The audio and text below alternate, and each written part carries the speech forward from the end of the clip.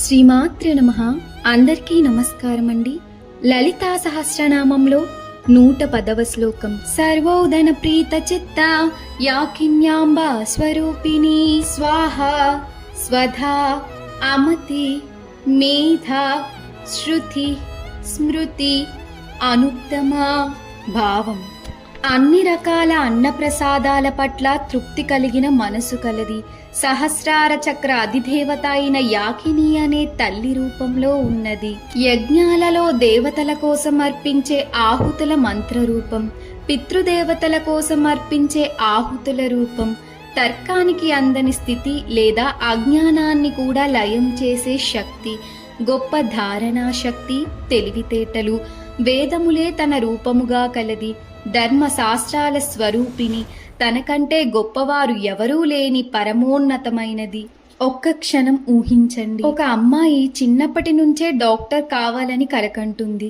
కానీ ఇంటి పరిస్థితులు బాగాలేవు. చాలా మంది నీ వల్ల కాదు అని అన్నారు. అయినా ఆమె తన లక్ష్యాన్ని వదల్లేదు. పగలు చదివేది, రాత్రి అమ్మకు పనుల్లో సాయం చేసేది.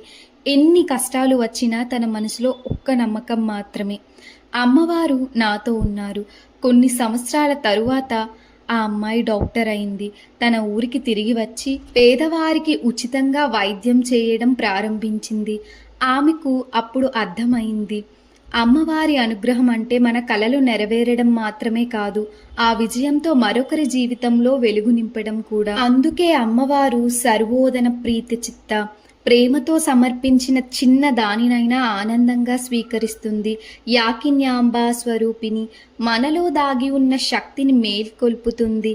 స్వాహ, మన స్వార్థాన్ని త్యాగంగా మారుస్తుంది. స్వధ, మన మూలాలను సంస్కారాన్ని మరువద్దని గుర్తు చేస్తుంది.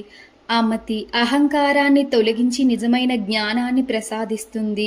మేధ, సరైన నిర్ణయాలు తీసుకునే బుద్ధిని ఇస్తుంది. శృతి, మంచి మాటలను వినే వినయాన్ని నేర్పిస్తుంది. స్మృతి, మనం నేర్చుకున్న మంచి విలువలను జీవితాంతం నిలబెడుతుంది. అదే ఈ శ్లోకం చెప్పే గొప్ప సందేశం. విజయం అంటే ఎత్తుకు ఎదగడం మాత్రమే కాదు, ఆ ఎత్తు నుంచి మరొకరికి పైకి లేపడం. అమ్మవారి కృపతో వచ్చిన జ్ఞానం, విజయం, శక్తి మన కోసం మాత్రమే కాదు, సమాజానికి ఉపయోగపడినప్పుడే అది సంపూర్ణమవుతుంది. శ్రీమాత్రే నమః.